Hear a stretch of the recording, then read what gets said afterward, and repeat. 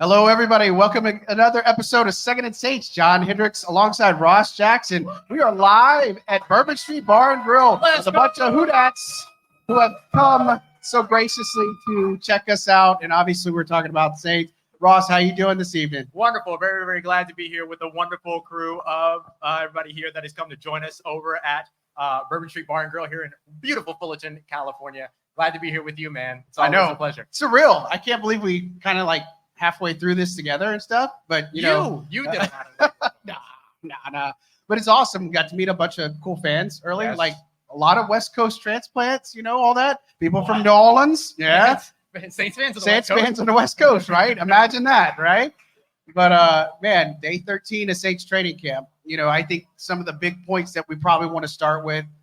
I know we could probably talk about Justin Simmons first, right? But let's talk about Pete Werner, contract extension, 3 years. The contract that got done. Yeah, one. I thought it might have been Paulson Adebo first, but Pete Werner gets his contract extension worth over $25 million, a 3-year extension. So kind of walk us through a little bit about what that kind of means for this year, because I think some people are under the impression that, hey, this is to make room for Justin Simmons, when that might actually not be the case, depending on how they structure this contract. But Pete Werner has been playing exceptionally well in training camp up until the shoulder injury, but Dennis Allen saying that he's a very big cornerstone part of this defense. So thought that was really interesting, but take it away. Yeah, absolutely. So this doesn't have a major impact in terms of what the Saints are doing this year. This year, when it comes to Pete Werner, he only counted against the salary cap for just a little bit over $1.8 million.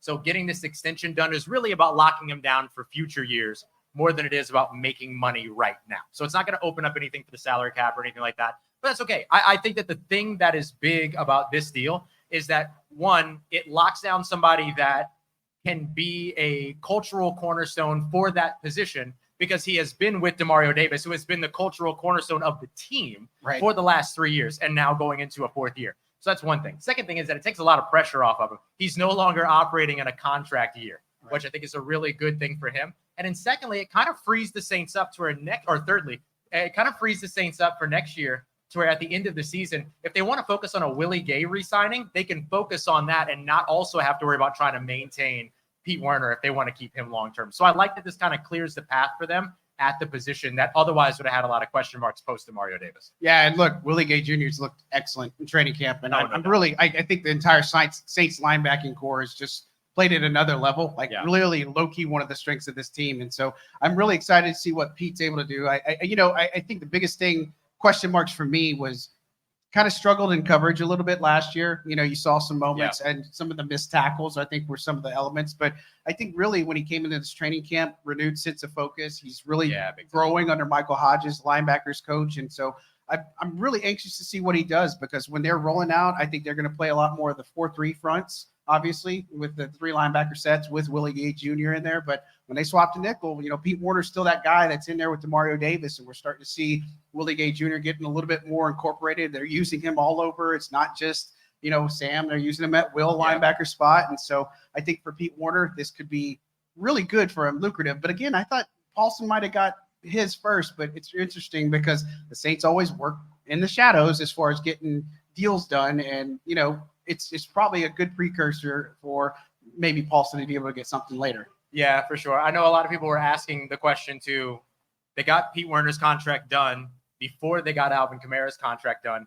Does that create any kind of issue? And the way that contracts typically work is you get done what you can get done.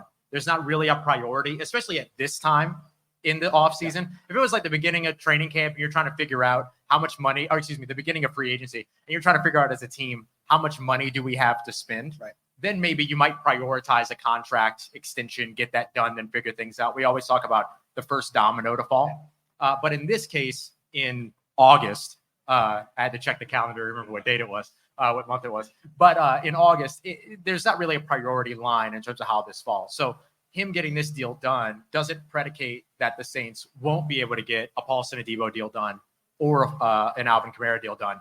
And I still maintain that if the Saints don't get an Alvin Kamara deal done, that's a big kind of miss by the Saints organization more than it is anything else. And so I think that that's got to be the big focus for them coming up next, but doesn't necessarily mean that they're not focused on that after getting this Pete Werner contract on. Yeah, and I think with Alvin Kamara, we've talked about it plenty. I mean, right now, I think he holds a ton of bargaining chips. And it's not about this year. It's about next year where he's got that $30 million cap hit. He's not going to see that at all. And he wants a little bit of a commitment. And so I think with the way that they've been using him, I mean, we're starting to see him used more. Like I was watching some of the red zone stuff. Like they're actually passing his way. They're using him, getting him involved. Like it seems like a no-brainer, but this is what the Clint Kubiak offense is bringing to the table. And I thought – it's really interesting to hear from Derek Carr today a little bit, talking about how, again, like what we talked about, how intentional it is with this offense, like what's going to be different, and the fact that everybody kind of knows what to expect, that it's the accountability.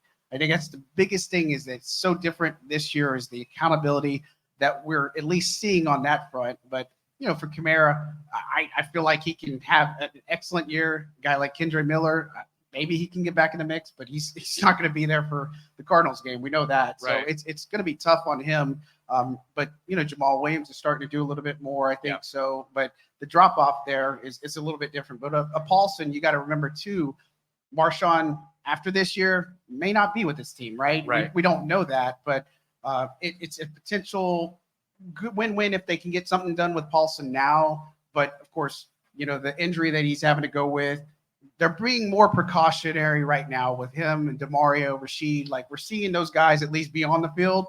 So that's at least a good sign that, you know, these people exist. Like, we haven't seen Kendre Miller for days. So it's kind of got a little bit telling on some of those aspects. But I think for Paulson, he could still cash in for a pretty good payday. But I think the Pete Werner deal for a linebacker of his caliber, not a bad deal. Yeah, not bad, especially for a guy that you can put in the middle if you want to put in the middle. You can have him cover if you want him to cover. He's a fair run defender. I think DeMario and Willie Gay are probably the more premier players when it comes to rushing the passer from the second level. But the Saints have been one of the better second level rushing teams, pass rushing teams, in terms of like DVOA and some of the advanced analytics out there for the past few seasons. And so you might be able to bolster his game there. So, yeah, I think there's a lot of benefit to keeping him around and getting that deal done sooner rather than later. Yeah, you brought up pass rush, so let's talk about day 13 of training camp.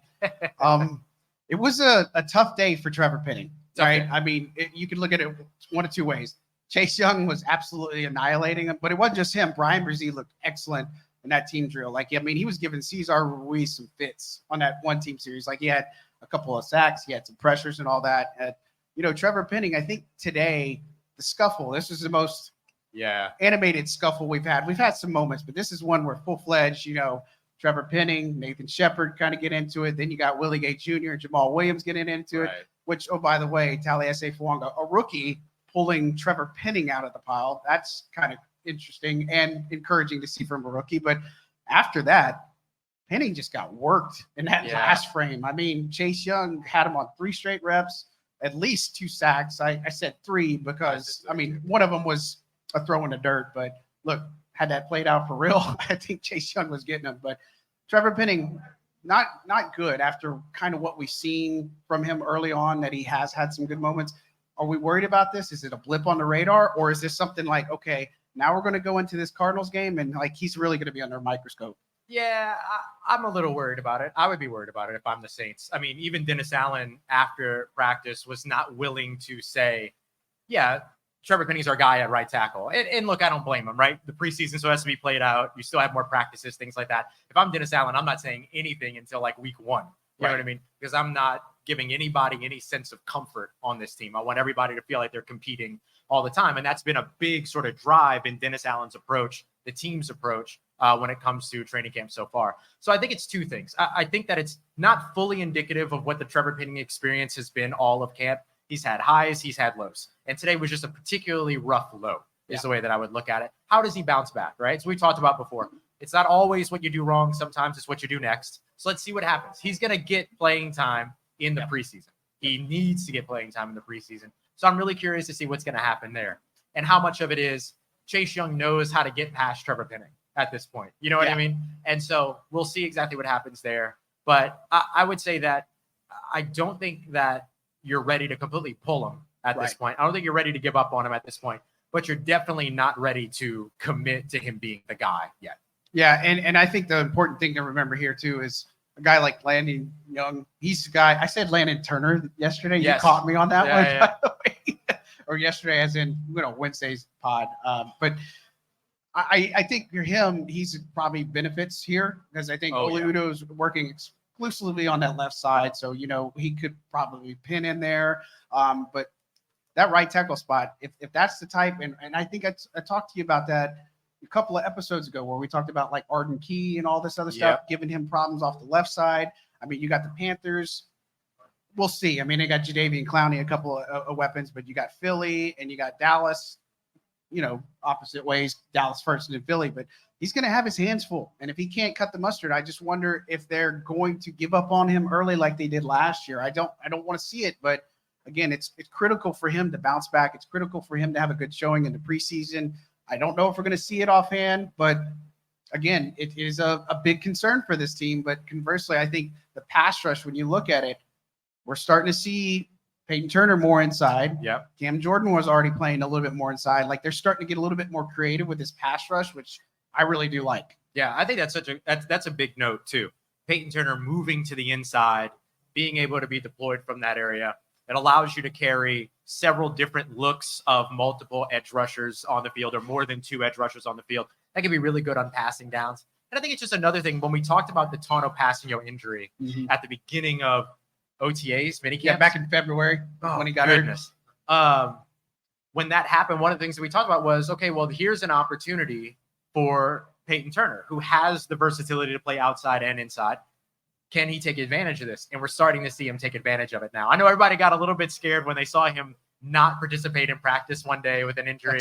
It was the toe, not just a toe, it was the toe. Yeah, you know what I mean? Right. And so we get that, but he made it back and he's been out there and he's been performing and he's been playing. We've done our most improved players. I don't think either of us put Peyton Turner on our most improved player list, but most of that is because he looked really good in training camp last year too. Yeah. And it was never really talent that was the question when it came to Peyton Turner. It's availability. Is he going to be able to stay out on the field? So that's the next thing that we're looking for from him. But if he's able to stay out on the field, I feel really good about where he's at, not relative to Cam Jordan, Carl Granderson, and Chase Young, but relative to Peyton Turner. And then I feel really good about where Isaiah Foskey is relative to Isaiah Foskey. I think it's a really good 5 set to have at defensive end with those other guys, Peyton Turner and Isaiah Foskey, being able to contribute on an every now and then basis. And then Peyton Turner maybe ticks up his ability to contribute if he can take some snaps on the inside. Yeah, I think we talked about it on Wednesday. I know we talked about Isaiah Foskey. Want to see him at least half of the snaps on defense just to see what he's able to do.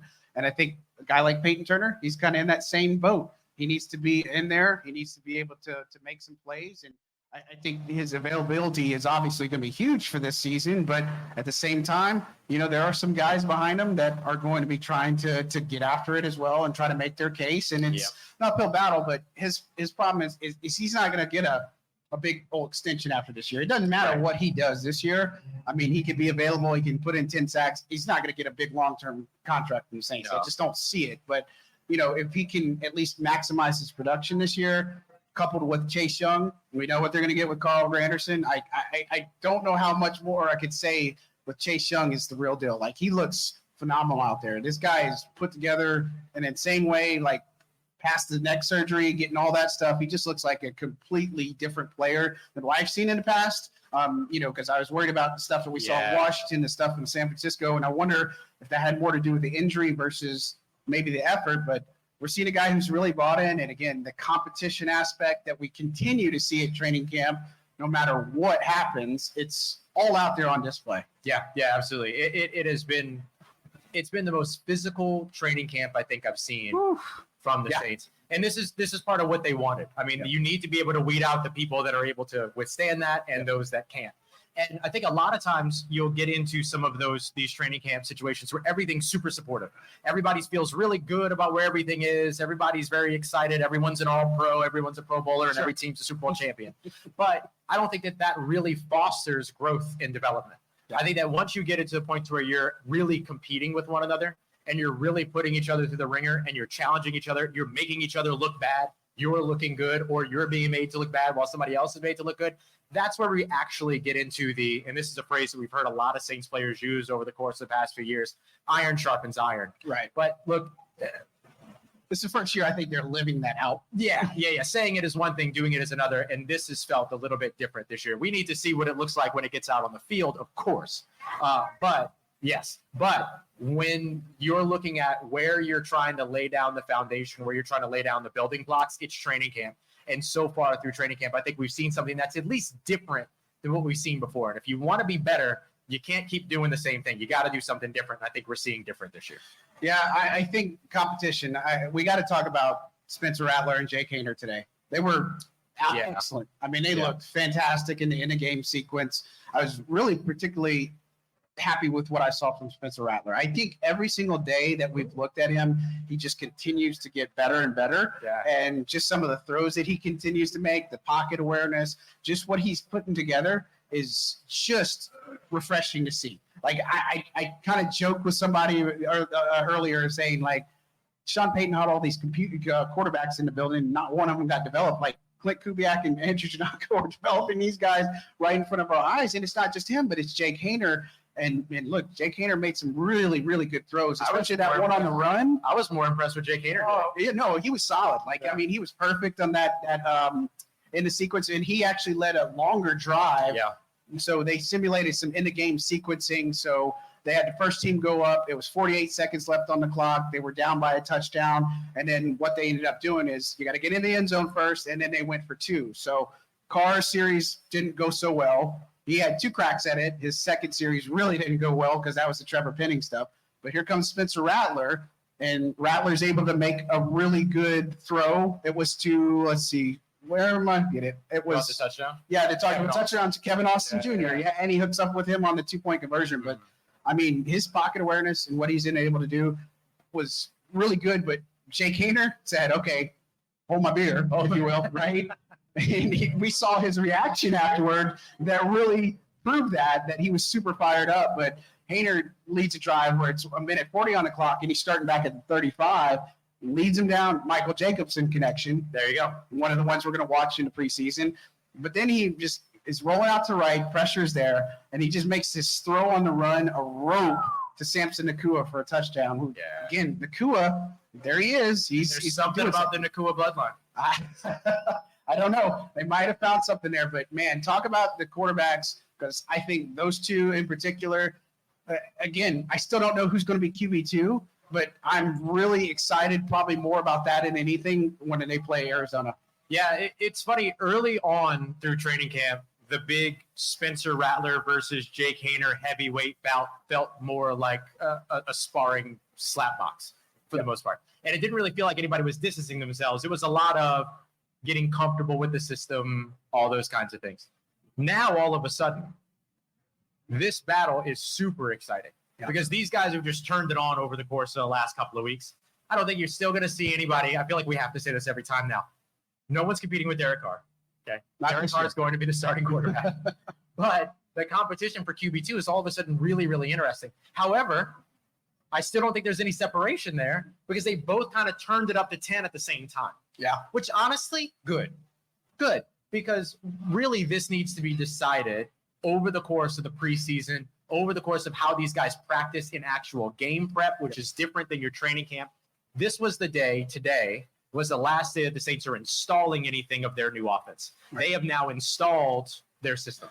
So now when you go into these game prep situations, waiting to go up against next week the San Francisco 49ers, plus the joint practices, which are going to be a whole other level. Woo. Then going against the Tennessee Titans the next week, that's all of a sudden getting to watch these guys in full game prep. Right. Who's able to do that? Who understands the system? Who's able to operate the system? Because whoever wins that QB2, they're going to be the guy on the sideline with the clipboard when Derek Carr comes off, and they have to talk scheme. They have to talk system. They have to talk, here's what the defense is doing, and here's what I think you should be looking for and all those other things. Here's where you get to flesh that kind of stuff out. Yep. So I'm really excited to see if any separation happens over the course of the next, 3 weeks, 2 weeks, everything. But I like what we've seen from both these guys so far because they've been really fun to watch. Yeah, and it's going to be a growing up experience for them because that big time. In the past has been a Jameis Winston job or Andy Dalton job or whatever case. It's been a veteran. Now it's a younger guy that's going to work alongside with Andrew Janocko, the quarterback's coach. And so I'm excited to see that. Now, it wasn't without, perfection or without error, blemish, because they had a couple of rehuddles. I thought it was interesting. And Kubiak came in and said that one was on me. Yeah, he came and took accountability for it. A delay game for Spencer Rattler. He was able to respond. But, another rehuddle for both of the quarterbacks. I think that's part of the tempo and the timing and all the substitutions, something like what Derek Carr was talking about. He needs to feel that in a game, and he actually wants to play on Saturday. So, which is maybe, hopefully they don't get the type of pass protection he did today, because it's going to be really hard. But, I think that both of these quarterbacks are showing a lot of their, talent out here. And for Jake Haener, he had the hot start in camp last year, didn't put it together in the preseason, but now he's got a chance where he can put this in preseason. And same thing for Spencer Rattler. He has to come in here. He has to be able to, I guess that's my question. What does a successful day look like for each of those quarterbacks, given that they maybe play a quarter? What do you want to see? Yeah, I would say not putting the ball in harm's way. That doesn't necessarily mean no interceptions, right? Because you could throw a perfect ball, it gets batted up in the air because the receiver doesn't catch it, and all of a sudden it's intercepted, right? So we have to look at the context of what those things are. So I would say not putting the ball in harm's way has to be kind of first priority. And then if you can get in and out of the huddle, understand the system and be able to execute that, I think that's mark number 2. And then if you're able to lead scoring drives or at least get the team into field goal range or whatever that might be, then I think that's the other thing that you're looking for. And so really you're kind of just looking to see these guys play good football. I know that sounds ridiculous, but it's really all you're kind of looking for. I don't think you need heroics. I don't think you need, end of game heroics or who's going to rush for the most yards. I think that's something else that you want to see too, is poise in the pocket. Yeah. Not feeling pressure when it's not there and those types of things, which is tough for young quarterbacks. I think those are kind of the things that I'm mostly looking for. I don't need a huge 300 passing yard performing day or anything like that. I don't even think they're going to play that much football. But I think that's the biggest thing for me. I'm just interested to see who goes first and then who can get the team in the end zone first, because I guarantee you if it is Spencer Rattler and he does get the team in the end zone first, it's going to blow up social media. But I do think if I'm guessing, educated guessing, I think Haener's probably going to get the first reps, right? Yeah. I think if Carr plays, he might get a series or two. Then it'll be Jake Haener probably through halftime, maybe third quarter. Yeah. And then Spencer Rattler takes it the rest of the way. But they're going to have to play a lot of football here very shortly. So, I mean, it's going to be a fun time, I feel like. And some of these other guys, I also found it interesting because Dennis Allen was talking about the wide receivers. They only have 6 right now. Yeah. And he says, I mean, they're going to have to play, and I don't want to see Chris Olave playing out there deep into the second quarter or something. I don't need to see him. So, Rashid Shaheed, Equanimeous St. Brown still working off to the side. We finally got to see Bub Means today, so that was good. He does exist. So, but he was not participating though. He was just off the side. He does exist though, and Rashid Shaheed was out there. Jersey wasn't out there doing anything, so obviously he's not going to be going. Cedric Wilson Jr. is out there again, but no Stanley Morgan Jr. now. Jr. was out. So it's they just keep getting hurt at the wide receiver position, and now it's just to a point where, a guy like Samson Nakua and Marquez Callaway are going to have to play a lot of snaps for this team on Saturday. And whether that's good or bad, I want to see more of Samson Nakua. I really think that he's somebody that is coming in here and has just worked hard. He's made some really good catches. He's doing a lot of good things in special teams, making some good blocks. Now, I'm not going to sit here and tell you he's going to make the final squad, but at the same time, he's a guy that now with all these other guys injured, the Saints are at least going to have to take a second look and really guess. And Dennis Allen was also talking about putting together the best 53, and you can't do that when you're not on the field. Yeah. I thought that was pretty telling. Yeah. The amount of times that Dennis Allen is throwing a shot across the bow and saying, you ain't gonna make the team in the training room. You ain't gonna make the team when you're not on the field and things like that. It's the expectations are definitely higher. Brian Austin is somebody I'm really interested in seeing too. I was really intrigued by him when they signed him too.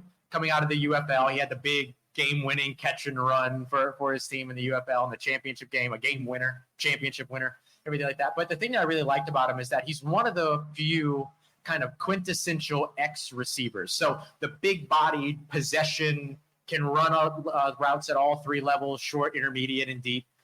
Somebody that you can line up all by himself over on one side and command sort of that single coverage and all those things. I think that that's something that the Saints don't really have a lot of models of, right, in terms of people that are specifically strong at that. A.T. Perry's in there, but A.T. Perry followed up a really, really good day from yesterday with another kind of sour day today with a lot of drops and things like that, just the concentration stuff again. And so having a guy like Brian Austin who can hold down that outside spot for you, I think is valuable. Even if he's not on the active roster and he's on the practice squad and you can elevate him if you need the numbers or whatever at the position, I definitely think that there's value there for a guy like that. So 81 is another one that I'm excited to watch. And I'm hoping we get to see some Cedric Wilson too. I mean, it would make sense considering the number of wide receivers the Saints don't have otherwise to play in the preseason. But seeing number 11 out there, seeing the opportunities that he's going to get as somebody that can play in the slot and outside, and the guy that I think is going to be the wide receiver 3, right, the guy behind Chris Olave and Rashid Shaheed this season, I'm looking forward to seeing some more of him. Yeah, I think Austin Jr. is another one. Hey, like you mentioned, that he's made some really good catches. Like his one-on-one reps, like he's working those corners, like he's putting in all the work to put himself in a position, right? Yeah. And that's all you can ask for some of these guys. They may not make the final roster, but at the same time, we kind of loosely talked about the NFL's rule changes a little bit when you're making the final roster and how some of that works with injured players and, you know, who they could potentially put on IR, those 2 spots, and then who they might carry and then put on IR after that. And that might open the door for some of these other guys. And so it's unsettling.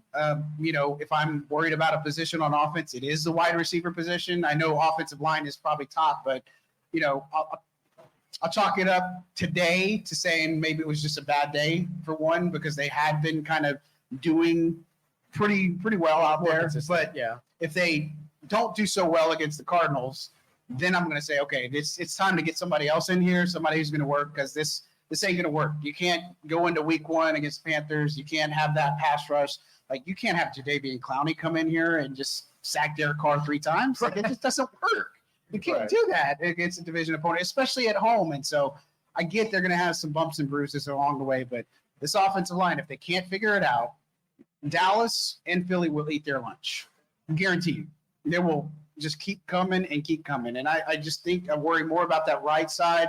Left guard, I feel pretty good about Lucas Patrick. Yeah, you know, I think that he's probably going to end up being the starter there at left guard, because Nick Saldivari and the calf injury still don't have a good read on that one. Everything I keep hearing, it's not that good, but it's not like totally severe where it might force him out of the season or anything like that. But, you know, it's not good at the moment where I expect him to return anytime. But, you know, they got to figure out a lot of positions here. You're going to see a lot of guys that you probably never heard of, but at the same time, it is a good chance for them to evaluate that talent, to at least put them in a position to say, okay, we can give them more reps, because we saw like guys like Khalid Hudson, linebacker. He's running more with the first team now. Yep. He's going to play with the first team. He's playing more on special teams, guy that we thought was capable of it. But, you know, I think that offense, how they work with Spencer Rattler and Jake Haener and how they protect them is going to be also another big thing too. Yeah, I mean, this is a pretty obvious thing, #analysis. But when it comes to like building your team, the thing that's just as important as having talent with your starting 11 is having talent with your depth. And I think that that's what this preseason is going to be all about, is opportunities to evaluate the depth. Who do you have to turn to when a player goes down? Because you're going to deal with injuries. Like, football is a game of attrition, as they always say. Yep. You're always going to have to navigate those injuries, deal with all that. So who do you turn to on the offensive line? Who do you turn to at corner? Who do you turn to at safety? All these other things. And I think that depending upon where you're talking about on the offensive line, but at corner, at running back, at some of these other spots, I actually feel pretty fine with where the Saints are in some of those situations, as long as they can maintain some of their top end talent. It's when you deal with injuries to multiple starters that you're in trouble, but that goes for any NFL team at that point. So, I'm with you. I'm looking forward to seeing these guys and seeing them in full speed, live action, not against guys that they've been going against for 4 weeks and know what it is that they're going to do, know how to counter what it is they're going to do. I can't wait for Saturday for this game so we can actually evaluate these guys. And then to go deeper into next week with those joint practices against the 49ers, which would be very valuable as well. Yeah, I think another person I want to see a lot more of, he hasn't had a strong training camp, but Kool-Aid McKinstry, pretty tough day for him. He did have a tough day. I think it was something, and I guess I'm thinking back, because when we're talking about players that improve, like I know I mentioned Isaiah Foskey, but I also told you today I should have mentioned Alontae Taylor, because Alontae Taylor, year over year in training camp, he looks absolutely night and day different. Completely different. The way he's carrying himself, his attitude, one of the first to hit the field. He's teaching all these young guys. He's just putting things together more. And look, Does he want to play the slot? Maybe that's not what he desires, but he's embracing it. It's what he's going to end up doing. But Kool-Aid, man, he's struggled in some one-on-one reps. He struggled in team drills. He's getting targeted a lot. Are we concerned right now because of a second-round pick just not catching on, or is it just like a trial by fire, or is it a quarterback who's a rookie that just needs to get used to the speed of the game? Yeah, I'm not super concerned about Kool-Aid, if I'm being honest. I think he had a rough day today, but I've seen a lot of promising things from him all throughout camp. For a little while, I was between him and Taliesin Fuanga being my top-performing rookies this offseason because of the fact that Kool-Aid's been on defense making plays. He's been on special teams making plays in coverage. He's been returning. He's been doing all this different stuff. And it's kind of just showing you the impact that he can have at multiple areas. And so I'm okay with a struggling day or even a couple struggling days with Kool-Aid McKinstry. I'm curious on Saturday, do they put him up against Marvin Harrison Jr. for the Arizona Cardinals if Marvin Harrison Jr. sees playing time, which I imagine that he will, and then, put him to the test against another star rookie that's going out there. I think this is going to be actually a pretty good opportunity for Kool-Aid to go out there and be able to show, here's what I can do under the lights. And the thing that he was famous for, or the thing that he was famed for at Alabama, it wasn't interceptions. It wasn't takeaways or anything like that. It was making the quarterback move on. It was making him go to the other side of the field. It was making him read through those progressions, and holding on to the football a little bit longer. It happens. Hey, you know what you get with the show, guys.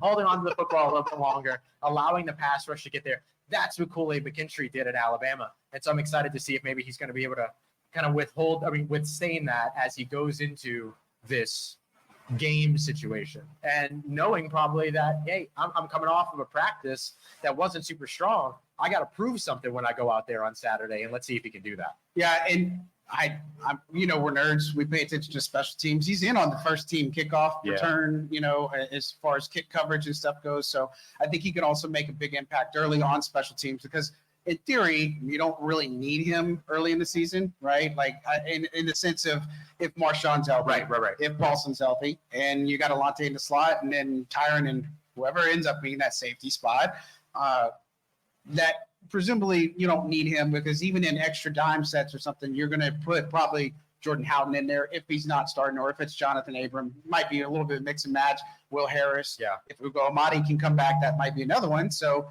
it'll be fascinating to see what type of work Kool-Aid does end up getting when the season rolls around. But, at some point, injuries are going to happen. Something's going to happen. Hopefully none of this soft tissue stuff that this team is dealing with is going to come back to bite them. But that's probably why they're being a little bit precautionary with some of these guys. Yeah. But it is unsettling, but I think he's somebody that can show what he's actually made of on the preseason in the spotlight against the 49ers. I'm looking for that as well. Yeah. So we'll see. I think he's one of the many that everybody needs to just keep an eye on.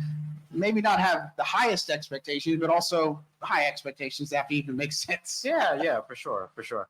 Shop Plato's Closet tax-free August 2nd through 4th for back-to-school styles. We sell the trendy, gently used styles you need to make a difference in the world and in your wallet for back-to-school shopping. Save up to 70% off regular retail prices by choosing recycled styles. Save even more when you shop tax-free this weekend. Make a change that others can respect and repeat. Shop Plato's Closet in North Charleston and West Ashley this year for your back-to-school looks. Plato's Closet, located in West Ashley on Sam Rittenberg Boulevard and North Charleston on Rivers Avenue. Just for people that are just joining us and everything as well, John and I here live in Fullteron, California at Bourbon Street Bar and Grill. We have a live studio audience. And so we appreciate everybody that's here. We appreciate Bourbon Street Bar and Grill for having us. We appreciate everybody that's here live. We see some of your questions here in the chat as well. Get up for Bourbon Street Bar and Grill. Get up for Bourbon Street Bar and Grill. Appreciate y'all. We see some of the questions that y'all have in the chat. We'll get to some of those here in just a moment. We're just finishing up recapping the day here. We kind of briefly glanced over Bryan Bresee, and the strong day that he had. I had him on 2 of the first 4 plays in the backfield, mucking things up and making things challenging for Derek Carr. Yeah. What does a jump for him look like? Because he had a really good rookie season, especially for a guy on the interior, 4.5 sacks, things like that. That's good on the interior. What are your expectations of him or what would your expectations be, of like a good season for him in 2024? Yeah, it's interesting because I noted in my recap that, we're starting to see him get a little bit more of a first-team look with Colin Saunders. And that's typically Nathan Shepard there alongside. Now, it could just be a couple of days or whatever. But for Bryan Bresee, look, I think the sky's the limit for him. Now, I'm not telling you he's going to have, 20 sacks or he's going to be Aaron Donald or anything like that. But the coaching staff does believe a lot in what his abilities are to grow as a run defender. He can blow up plays. I mean, this is a guy that can really affect the interior, pass rush a lot more. And so for him, it's about just playing with a little bit more confidence. He's playing healthy right now. That's the good thing too, because he was having a couple of things he's dealt with here and there, you know what I mean, and had to scare early in camp. But, for him, if you're going to say he increases his sack production, maybe 5-6 sacks per year, and then obviously he's going to get a little bit more pressure after the quarterback, and then just be a bigger presence as far as stopping the run. I think that's the biggest things. But I still think when you look at this rotation, which is a rotation for this interior defensive line, like I would slightly give him more of the reps when it's all said and done. Like it might be like 55-60% for him and maybe 45-50 for the other guys. But I think Bryan Bresee is one of those many young guys that the Saints are counting on in order to get back to the playoffs. And for their defense, they're going to need it because, even if they don't get Justin Simmons, like Bresee's still one of those players that has to elevate his game in order for them to get where they need to go. For sure. Yeah, no, I think you're right. Bryan Bresee's development and impact directly correlates with the success of the Saints' interior defensive line. I think that he's the guy that a lot of it rests upon. Yeah. Nothing but respect for Colin Saunders, Nathan Shepard. Those guys are veterans. Them in a second year in the system, they're going to look better than they looked last year. Not that they looked bad last year, but they're going to look better than they looked last year. That comes with the territory of being a veteran. But, man, if you can get a first-round interior defensive lineman to play like a first-round interior defensive lineman in his second year, that's pretty good. That's pretty good. And I think that's one of those things that ends up kind of moving the needle for the Saints defensive line in a way that's not going to be talked about nationally, in a way that nobody's going to pay attention to except for the Saints fans, except for the people that actually pay attention to the team. That's where you're going to see one of those big steps forward that ends up having a big impact for them. I don't think that they improved. This is another obvious statement. I don't think that they improved against the run last year the way that they wanted to improve against the run last year, right? They dipped 2 years ago, slightly climbed up a little bit last year, but didn't really get where they needed to be. You don't have to be a top 10 run defense to be a top defense in the NFL. You need to be a top 10 passing defense to be a top 10 defense in the NFL. But being middle of the road in the run game is a pretty good compliment to that. And so if he can help them get to that with the interior line play, I think that goes a really, really long way, along with what we're seeing from Cam Jordan, Carl Granderson, Chase Young, all these other guys on the edge. Don't get me wrong. But I just really think that his success correlates directly with the success of the Saints defensive line in 2024. Yeah, and I wish I remembered offhand, but I was doing some research. It is possible to have a top 10 to 15 in run defense and pass defense. And I think it was like 9 teams, I want to say, that had that last year, and 8 of them were in the playoffs. The only exception was the Browns. So it is possible. Yeah. And I think for this team, they do want to be better against the run for sure, and they don't want their pass defense to fall off. But I feel like the pass defense won't fall off, and I think we're going to see better execution as far as the, getting after the quarterback and as far as, what Chase Young's impact is going to be. I think Willie Gay Jr. is going to be outstanding for this defense. I think he's going to help maybe fill that Zach Bond role, and he's also going to be good against the mobile quarterback and such. So I'm really excited to see him play a lot more. I think he's got energy and talent off the charts, you know what I mean? And so, and I'll tell you another player that I think is really going to be fun to watch on the interior is Christian Boyd. I think he's just been like quietly, maybe quietly, not so quietly, but he's been really good on the interior. He's just being in the right position. He's obviously running with at least the second team. Like he's on the rotation with the top 4 defensive linemen. And so I think he's a guy that I can't wait to see him really cut it loose in the preseason game, because I know he's ready. Yeah, I think he is a really, really almost direct but solid replacement for what they lost in Malcolm Roach last year, who was a really, really good run defender for that team. And also was like a little bit of a culture guy for the team too. Always had the boombox going, always had the music going in the locker room, all that kind of stuff. Curious to see who fills that role this year. Colin, probably. Probably Colin. Colin's been bringing the noise. Yeah. And so, but for a guy like Christian Boyd, he's got a role immediately built in for him to slide into and fill. So I'm looking forward to seeing him too. Yeah. And so anything else that really stood out for you day 13? I think we got some questions, but I mean, it was a lighter day, so they didn't really do much on special teams in the sense of like nobody kicked today. We did a lot of walkthroughs. There was a lot of emphasis on the kick return rules, the kickoff rules, which I'm excited to see because that's going to be really fun. But like they literally spent, 10, 15 minutes of that period. Like they spent at least 3 or 4 minutes just getting formations right, just getting the personnel right. What are you supposed to do here? What are you supposed to do there? And I mean, it doesn't sound like you'd rather probably see paint dry, but at the same time, it's going to matter because Darren Rizzi's piloting this new kickoff rule change. And, for the Saints defense, we've seen our Saints kick return team, their specialists, that this is an area where they could get a boost. Yeah. I feel like. Yeah. My big thing that I took away from today's practice is that it was a much slower practice than we're used to. Yeah. This was the first time during training camp that we hadn't watched them finish a drill and then run to their next set of drills. Yeah. Right? Like they're always running, jogging, getting there quickly. There's like that sense of urgency and stuff like that. We didn't see that too much today. I think that was intentional. You're trying to get these guys to hold up for Saturday, right? Like you're not trying to get anybody hurt before the preseason game and stuff like that. I get it. But now what my curiosity is are they going to come out with energy on Saturday? And how do the coaches get that back in them? There's going to be energy because a lot of these kids, it's their kids. A lot of these fully grown men that are much bigger than I'll ever be in my life. They will be pumped because this is their first preseason. We saw how just insanely fired up Jake Haener was after he led the touchdown drive today. I've never heard him that loud, that excited. I mean, so much. We can't even repeat the stuff that he said, right?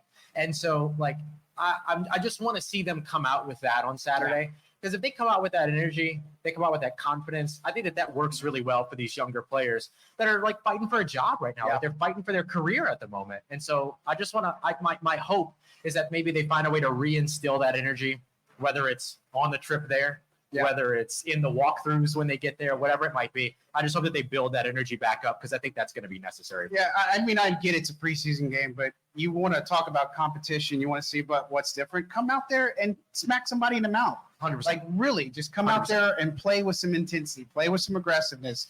It's not going to hurt anything, right? And it's funny because we're talking about like first games.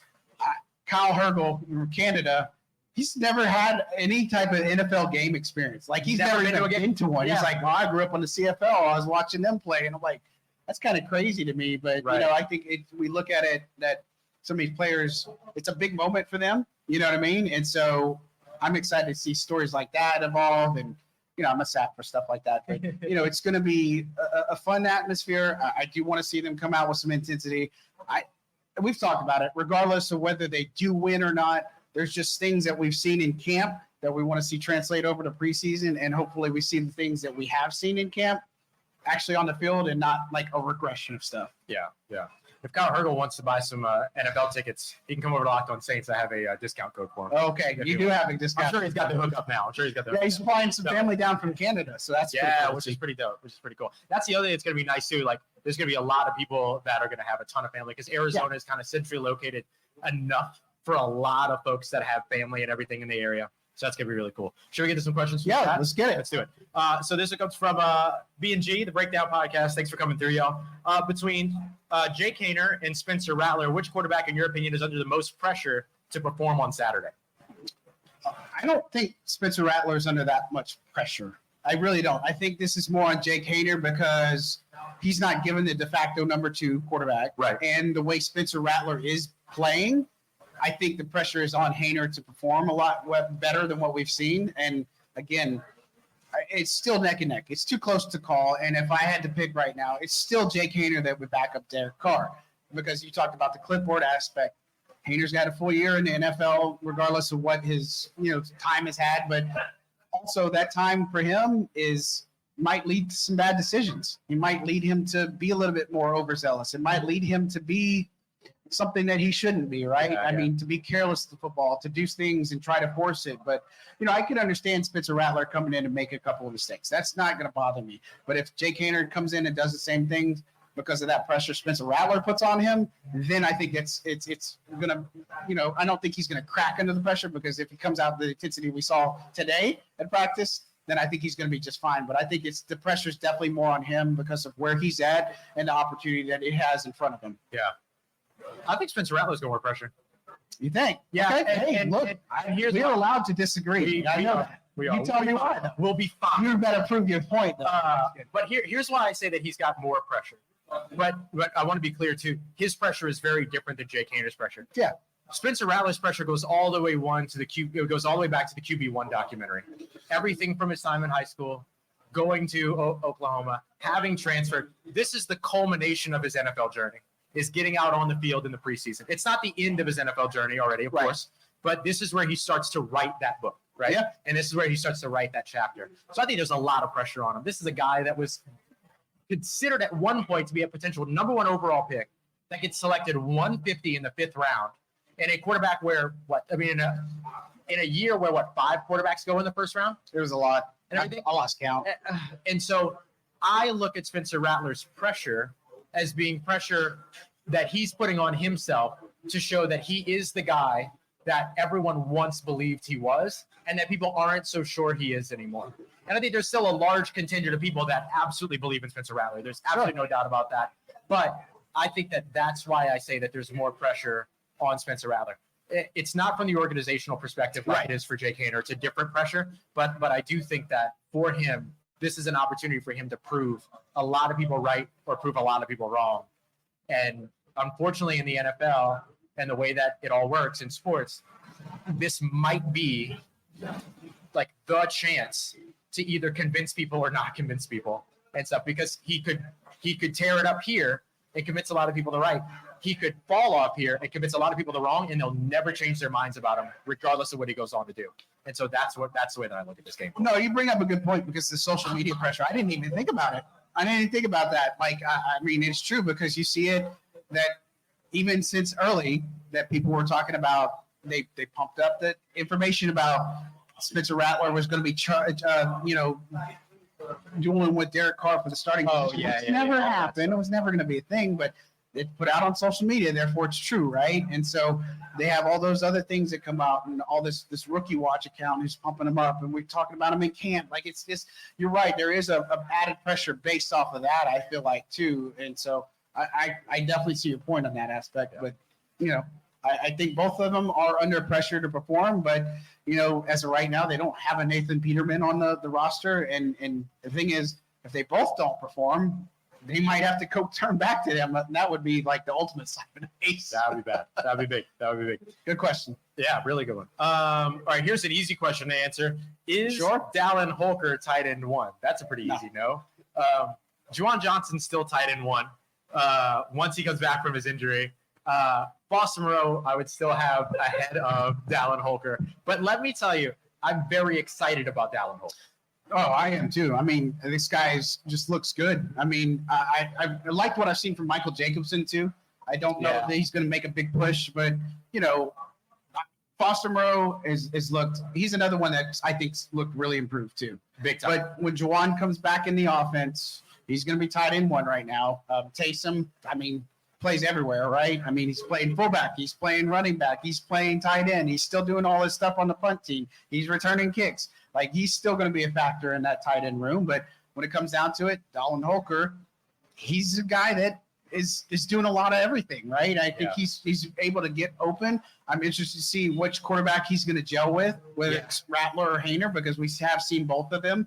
But the big thing for me is, can he do it in the run game? Can he block? And we've talked about him as, his blocking has improved a little bit. But I got to tell you, if he can put it together, Holker's future is really bright here. I think he's somebody that, when you look at it, he's going to get a good chance to shine and put out his best stuff. Yeah, I completely agree. I will say, anytime that you show up as an undrafted free agent rookie and your offensive coordinator says, "Hey, here's some George Kittle tape," that probably tells you a little something. Yeah, we had 2 questions, including somebody that's in the house right now. I want to know a little bit about Taysom Hill at the moment. Oh, yeah, I guess we can talk about Taysom Hill. Our beloved Taysom Hill. I want to go to the other question here too, though, because can you estimate how many passes Hill has thrown and how he's looked, and then also in training camp?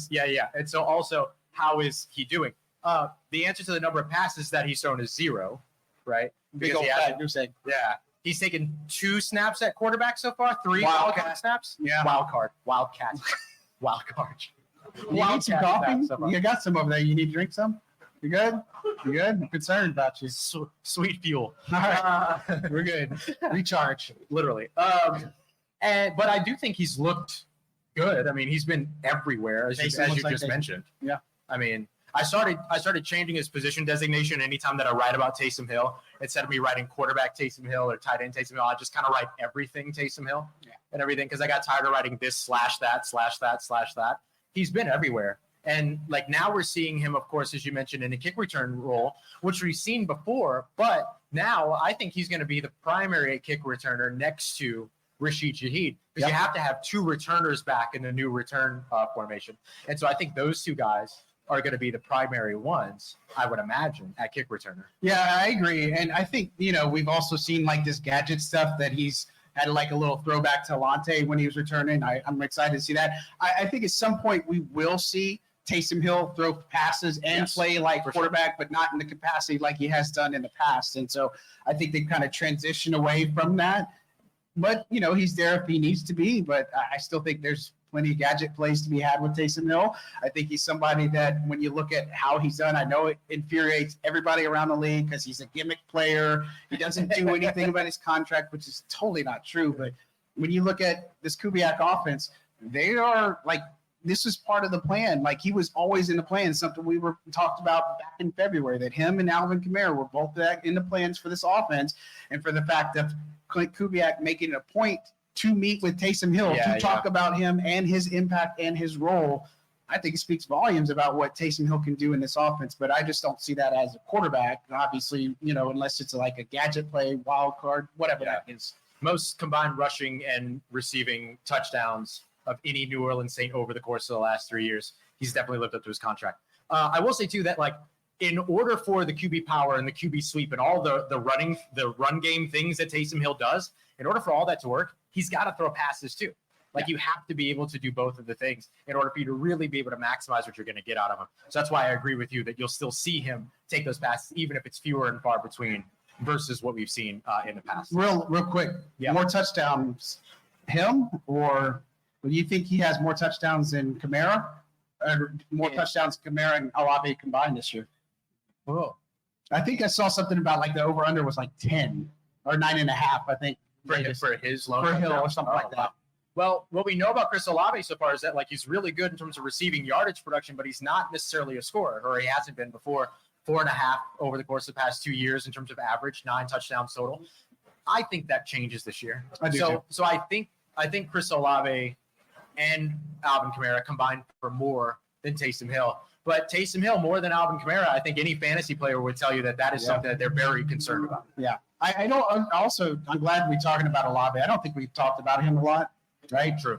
How good he's looked. I know he's had kind of the scares and stuff like that, but Chris Olave looks solid this year. I don't know how to put it. I'm not telling you he's complete, Amon-Ra St. Brown level or all the Justin Jefferson or anything like that, but I do see improvement there, and the fact that some of his contested catches and way he's able to get open and just the way he's changed his demeanor and how he's trying to get more on the same page with Derek Carr, which again, Derek Carr is making it a point to go tell him when he's throwing a bad pass, bad pass or something, which is a little bit different maybe than it was last year, which is good to see. But I think they believe a lot in what Chris Olave is going to be able to do this year. I think Chris Olave can be really special in this offense. And my goodness, with no Rashid Shaheed out there, I don't know what drive it was. He got 3 or 4 straight targets or something, catches and stuff. So, I joked with you. I said, he's living the mantra, 12's around there somewhere. You know what I'm saying? That's literally what they're doing. So, yeah.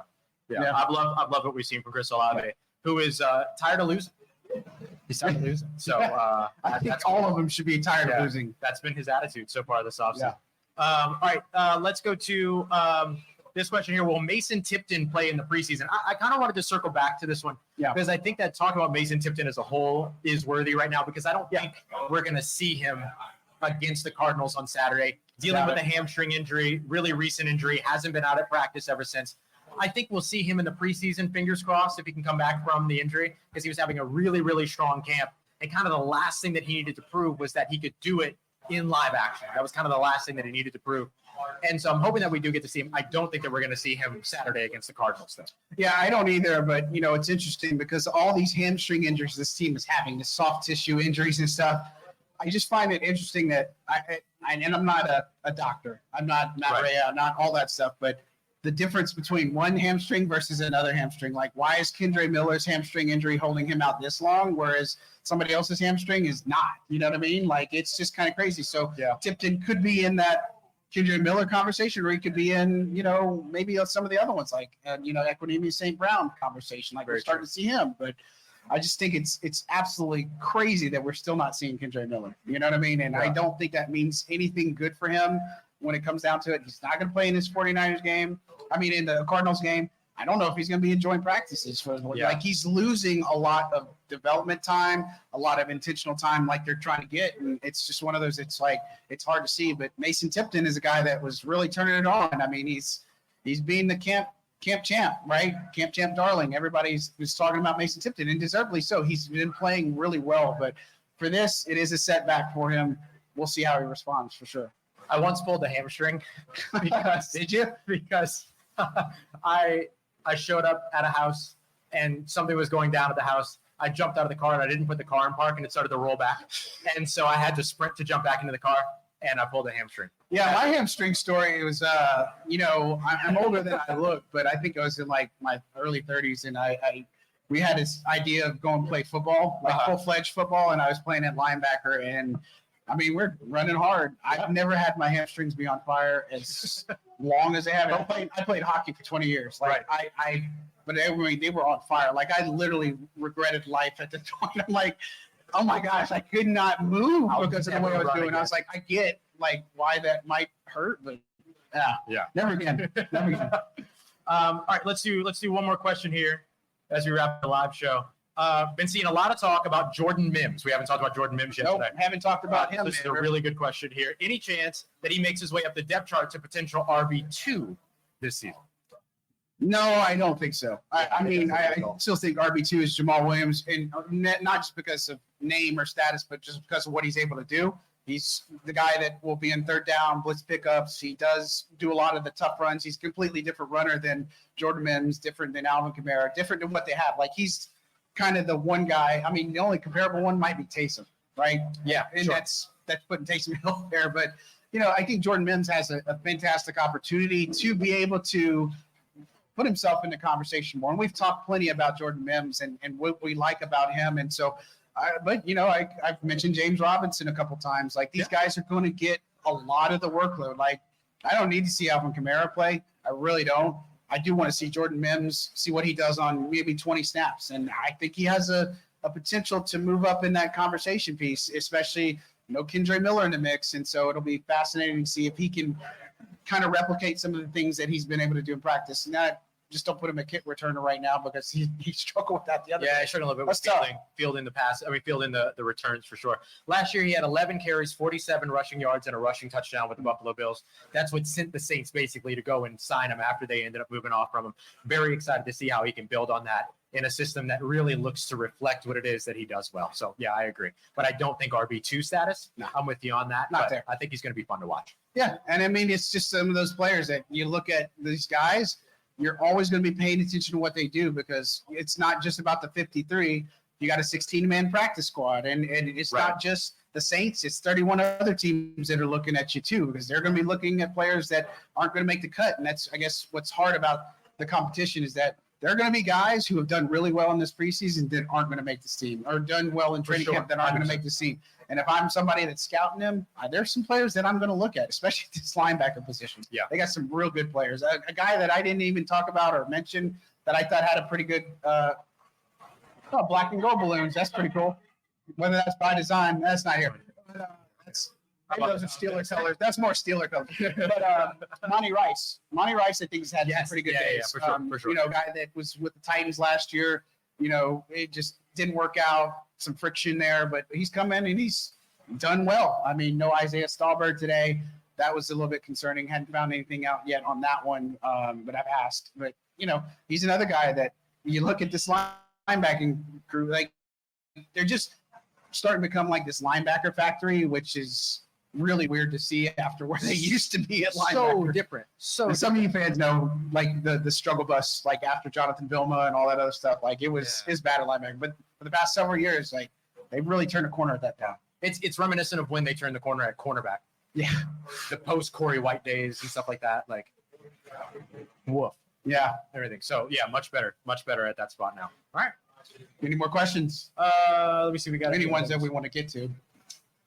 We'll do this last one right here. Okay. Has A.T. Perry worked his way back into being in the discussion of making the roster? Whew, that's a tough one. I mean, he had a really good day yesterday, but the thing is, and this is my thing about the offense and everybody else.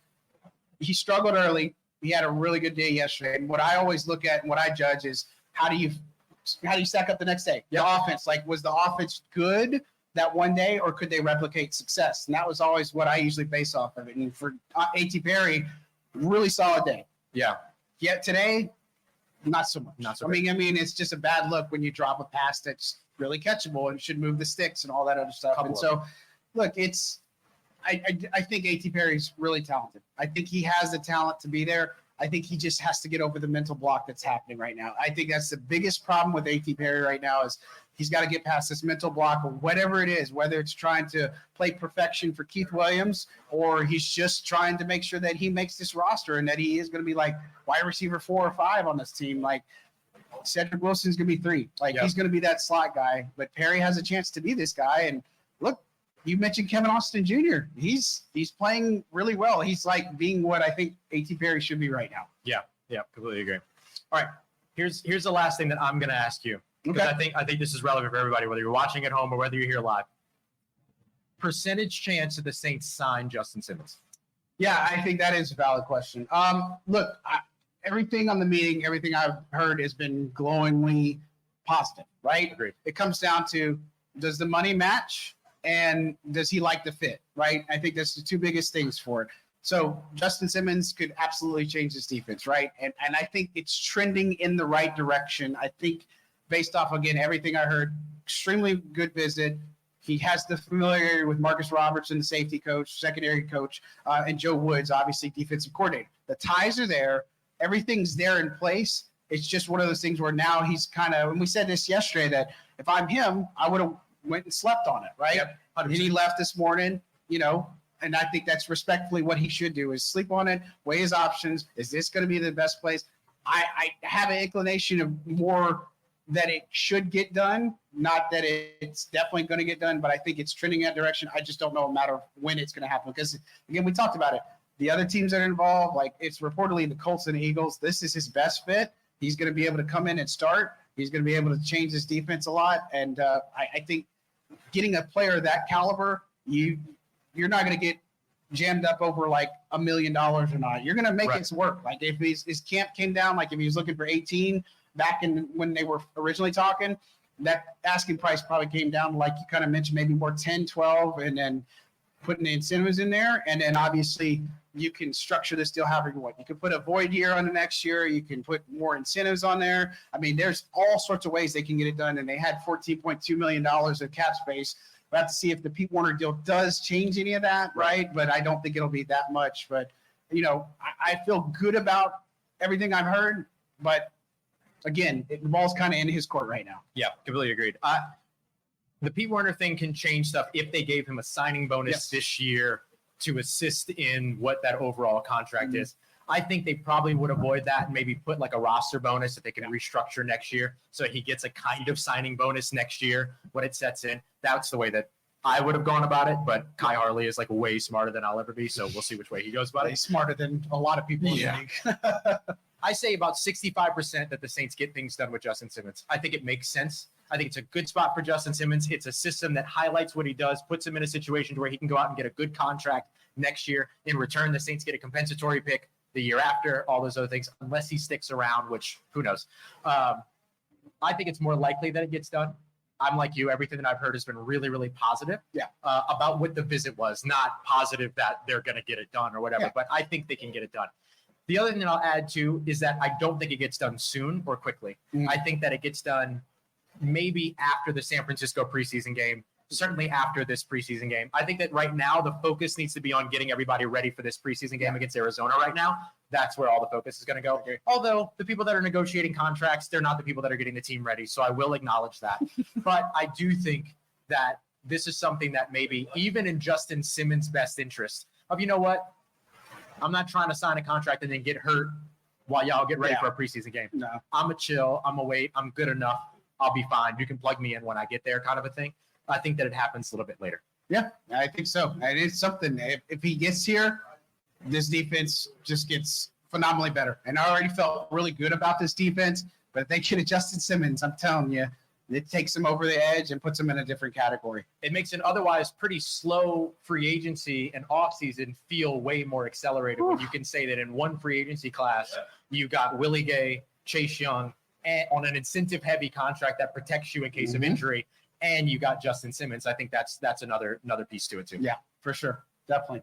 So we'll see. But, look, as we wind down again, we want to thank all the fans who showed up here at Fullerton. I mean, this is insane. Absolutely insane. So we can't thank you guys enough. Can't thank them enough. And look, don't forget to hit like, subscribe, tell all your friends and family. And look, just cannot thank you enough for your support at home, here, that you would give us the time of day. Again, we're not trying to get sappy or anything, but look, we're just two normal people who love covering this team. That's about it. And, look, we continue to pay it forward, right? That's just who we are. And so that'll do it for us on Second and Saints. We will be talking next time, Saturday? Preseason game. We will talk at you then. That'll do it for us. On behalf of Ross Jackson, John Hendricks signing out.